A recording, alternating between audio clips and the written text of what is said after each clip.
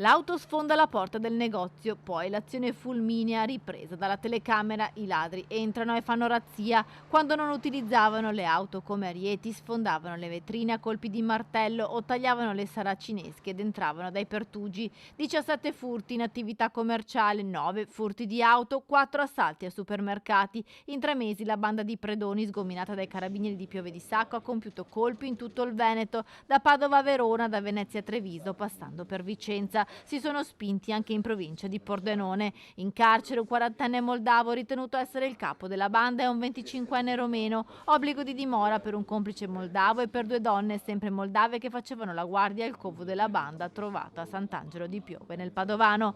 L'indagine è partita dopo il furto di 3 veicoli in una concessionaria di Cittadella e in una ditta di Casale sul Sile. I carabinieri hanno ricostruito i movimenti della banda grazie al monitoraggio delle targhe delle auto rubate. L'indagine parte dal monitoraggio di alcune vetture rubate che ci risultavano apparire sui lettori targhe e che venivano sempre anticipate o precedute da delle macchine pulite che venivano usate appunto in esito ai furti d'appoggio. Da ottobre a dicembre 2022 i furti si sono susseguiti, obiettivi preferiti, stazioni di servizio, tabaccherie e supermercati, come il colpo in un alimentare di Fiesto d'Artico dove hanno sradicato la cassa automatica. La banda si spostava anche fuori regione. Per 2 volte in provincia di Arezzo ed in provincia di Verona, una volta hanno abbandonato la macchina in autostrada scappando a piedi tra le corsie e in una successiva occasione hanno abbattuto la barriera autostradale finendo poi la corsa gettandosi nelle acque del fiume Mincio.